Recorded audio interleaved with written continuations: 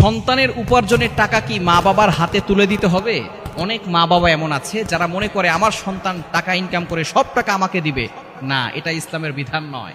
হ্যাঁ, অবশ্যই সন্তান পিতামাতাকে টাকা পয়সা দিবে, তাদের যত খরচ আছে, যদি সে বিপদে পড়ে যায় বাবা মা তাহলে সাহায্য করবে, অসুস্থ হলে চিকিৎসা করবে, তবে সম্পূর্ণ টাকা পয়সা বাবা মার হাতে তুলে দিবে না। কিন্তু অনেক মা বাবা এমন আছে যারা মনে করে বিয়ের পরে সন্তান তো পর হয়ে যাবে, এজন্য সন্তান যা ইনকাম করবে সব আমাদেরকে দিবে। এই ভুল ধারণার কারণে অনেক সংসারে অশান্তি সৃষ্টি হয়। এজন্য অবশ্যই বাবা মা এটা সবসময় খেয়াল রাখবেন যে সন্তানের সব ইনকাম আপনাকে দিয়ে দিতে হবে, ইসলাম এটা বলে না। হ্যাঁ, আপনাদের যত খরচ আছে সেটা সন্তান অবশ্যই বহন করবে, এটা সন্তানের দায়িত্ব রয়েছে। সন্তান পিতামাতার প্রতি খরচ করলে আল্লাহ তাআলা সবচেয়ে বেশি উত্তম প্রতিদান তাকে দান করবে। আবার অনেক স্ত্রীও এমন আছে, সে ভরণ পোষণ সবকিছু পায়, তারপরও বাবা মাকে সন্তান দিবে সেটা সহ্য করতে পারে না। এজন্য বাবা মাকেও স্যাক্রিফাইস করতে হবে, স্ত্রীকেও স্যাক্রিফাইস করতে হবে।